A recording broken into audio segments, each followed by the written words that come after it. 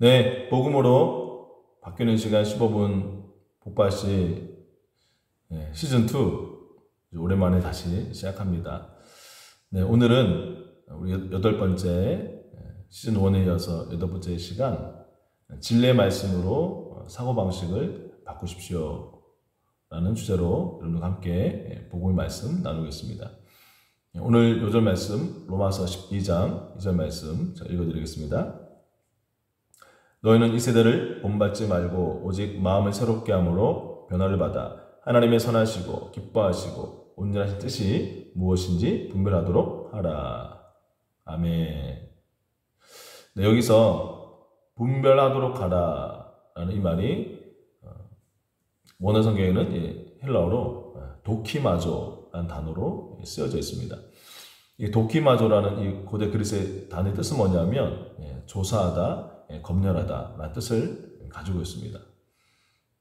그래서 우리가 이 원어의 뜻을 잘 살려서 로마서 12장 2절 말씀을 우리가 다시 이해한다면 여러분들 그 공항에 가면 그 검색대에서 아주 좀 정밀한 그런 여러 가지 엑스레이라든지 여러 가지 기구를 통해서 검열하지 않습니까? 마찬가지로 우리가 면밀하게 매일 우리의 생각과 마음 속에 들어오는 정보들을 잘 그것을 분별하고 조사하고 검열해서 하나님의 기뻐하시고 선하시고 온전한 뜻에 일치하는 것들은 받아들이고 또 그렇지 않은 것들은 거기서 차단하거나 걸러내도록 해라. 이렇게 우리가 이해할 수 있는 것입니다.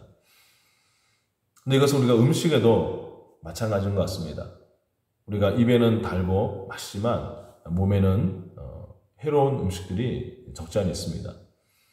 제가 아는 권사님 한 분은 그 음식이 어떻게 해서 몸에 좋지 않다 이런 정보를 그런 팩트를 아는 순간 그 순간부터는 아예 그 음식에 손을 대지 않으신 분이 계신데 우리가 영적인 것에서도 이런 기준과 결단이 필요한 것입니다. 특히 오늘 여러분들과 나누는 이 8번째 강의의 내용 자체가 우리의 어떤 혼의 영역, 우리의 생각과 사고 방식에 대한 말씀이기 때문에 좀 그렇게 우리가 적용할 수 있을 것입니다. 우리 혼에는 우리의 생각이 있고요, 또 감정과 의지가 있습니다. 우리가 혼에 있는 생각을 통해서 무엇이 맞는 것이고 또 무엇이 틀린 것인지 우리가 분별할 수가 있죠. 또 우리가 가지고 있는 의지를 통해서 무엇을 할 수 있습니까? 우리는 바른 것을 선택할 수 있고 바른 것을 행할 수가 있는 것입니다. 그래서 오늘 우리 주제를 좀 분명히 더 이해하기 위해서는 우리가 성경에서 말하고 있는 것처럼 사람은 영, 혼, 육으로 이루어져 있다라는 것을 여러분들이 분명히 이해하시면 이것을 훨씬 더 잘 알게 되실 것입니다. 그 사람은 영이 이제 가장 중심부에 있죠. 그리고 그것을 혼이 둘러싸고 있고 또 우리 육이 또 그것을 둘러싸고 있습니다. 그래서 영이란 것은 우리 존재의 중심부이기 때문에 우리가 예수님을 영접하면 하나님의 생명이 바로 우리의 영에 들어오게 되는 것입니다. 그래서 하나님의 DNA가 우리 영 안으로 이식이 되는 것이고, 그래서 우리가 성령으로 거듭났을 때는 바로 우리 영 안에 그러한 하나님의 DNA 또 하나님의 본성을 가짐으로 말미암아 이제 우리 중심부에는 뭐가 있습니까? 하나님의 뜻을 행할 수 있는 능력과 잠재력을 우리가 가지게 되는 것입니다. 그래서 이제 그 아주 귀한 것들, 하나님의 생명이 들어있고 또 하나님의 나라가 들어있고 하나님이 거하시는 그 영을 둘러싸고 있는 것이 바로 혼인데, 이 혼이 그 영의 상태와 코드가 일치하게 되면 바로 그래서 그 영과 혼이 우리 육체를 지배하게 되면 바로 우리 영 안에 있는 그 하나님의 본성, 하나님의 DNA가 혼의 부분에서 막히지 않고 그냥 쑥 뚫고 나와서 이제 우리의 전 존재 가운데, 삶 가운데 그러한 하나님의 귀한 것들이 이제 흘러나오게 되고 표현되게 되는 것입니다. 그래서 우리가 그 혼인 생각을 복음의 진리로 잘 구비하고 정돈하는 것이 바로 중요한 이유가 바로 거기에 있습니다.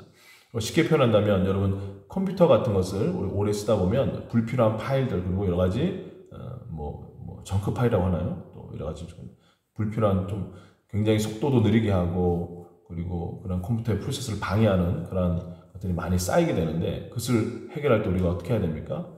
포맷을 시켜야 됩니다.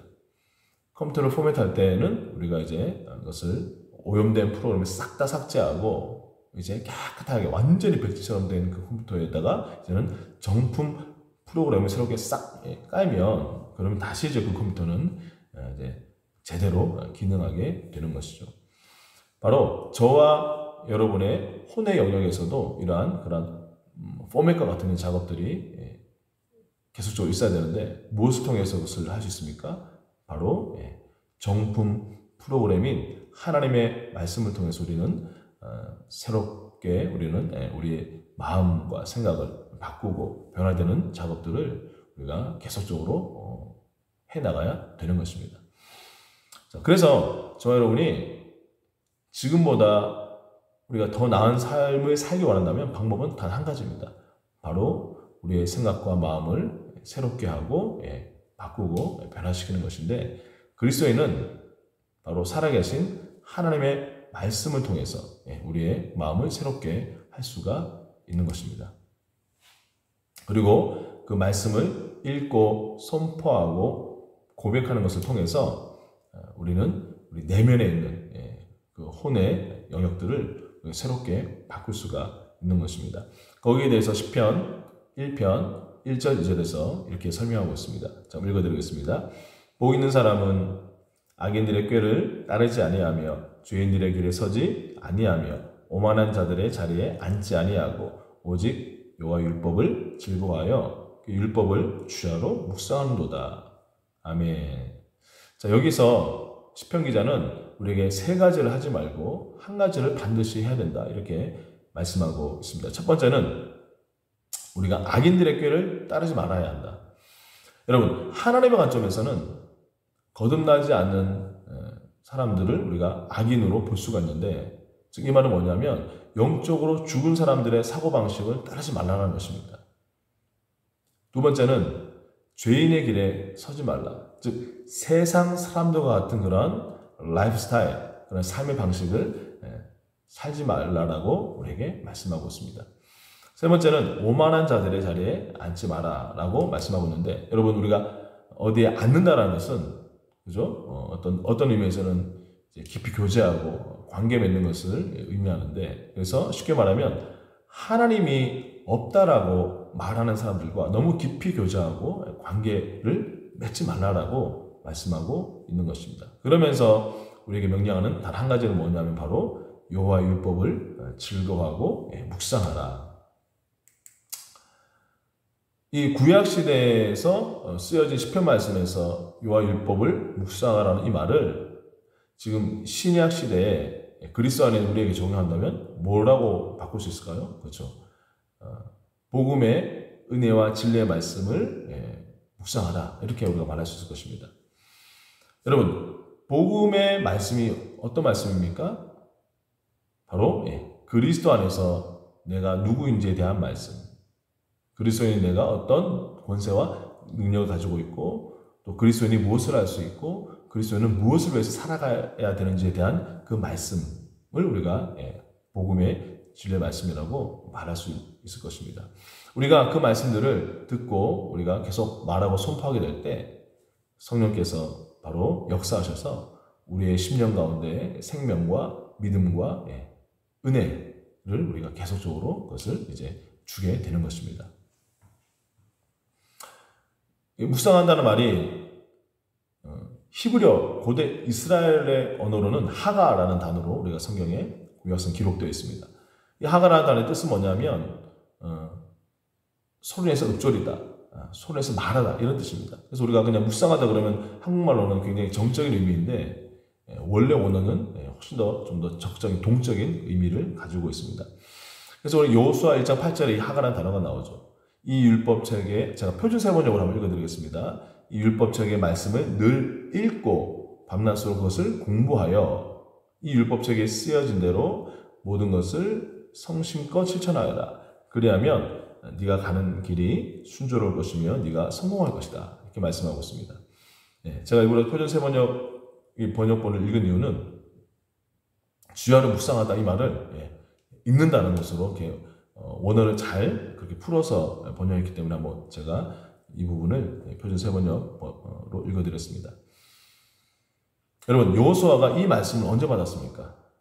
바로 가나안 땅 들어가기 직전에 모세를 이어서 이스라엘 백성들 리더가 되었을 때 이 말씀 받았는데, 그 요단강 건너서 가나안 땅 들어가기 전에까지의 이스라엘 백성들의 여정도 쉽지는 않았습니다. 40년 동안 광야를 그 200만 명 넘는 사람들이 생활하며 지낸다는 것은 그것도 굉장히 어려운 일입니다. 그러나 진짜 어려운 것은 뭐냐면 여호수아가 가나안 땅에 들어가서 그 땅에 뭐 텅텅 비어있는 땅도 아니고 우상 숭배와 온갖 죄악으로 찌들어 있는 그 족속들과 싸워서 그 땅을 정복해야 되는데, 그것은 정말 그 이전에 했던 어떤 미션보다 어려운 미션이죠. 자, 그래서 그런 미션과 사명 앞에 하나님은 그들에게 승리할 수 있는 단 한 가지의 방법을 뭐라고 말씀하셨습니까? 주야로 내 말씀을 선포하고 묵상하고 말씀에 순종해라. 그러면 어디로 가든지 네가 어떤 땅 어떤 사람과 싸우든지 형통하고 승리하게 될 것이고 성공하게 될 것이다. 이렇게 말씀하고 있는 것입니다.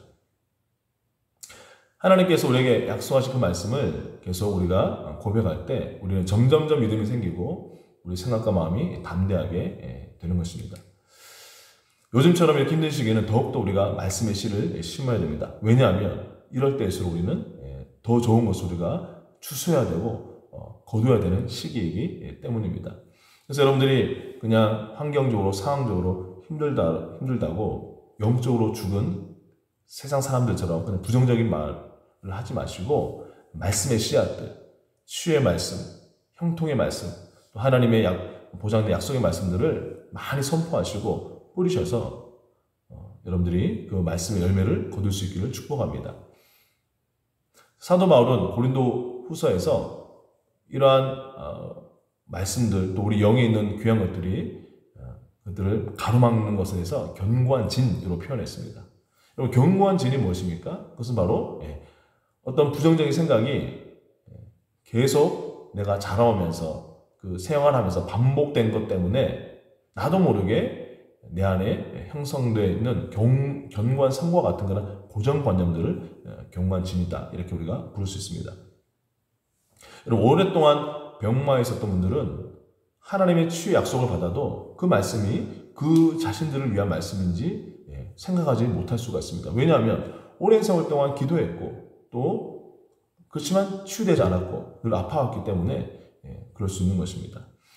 자, 그런데 그러한 견고한 진들을 우리가 어떻게 파괴할 수가 있을까요? 그것은 바로 하나님의 말씀과 그리고 성령의 능력으로만 가능하다라고 성경은 말씀하고 있습니다. 그래서 하나님의 진리의 말씀으로 집중적으로 그러한 견고한 진들을 향해서 우리가 폭격을 가해야 됩니다.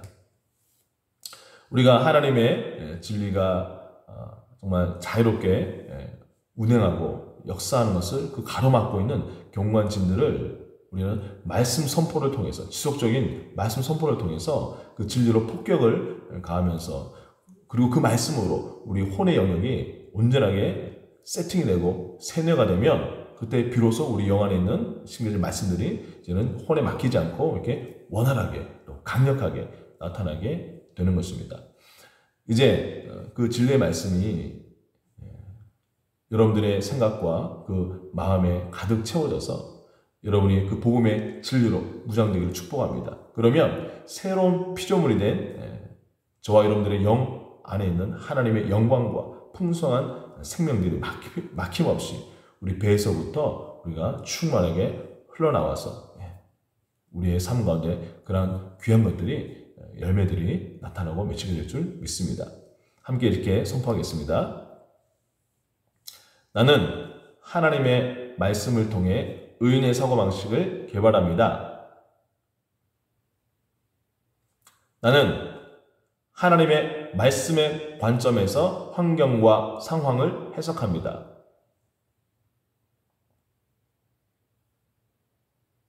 내가 말씀을 묵상함으로 내 생각은 상황에 대해 탁월하고 정확하게 사고하고 반응하고 해석하도록 프로그램 됩니다. 아멘.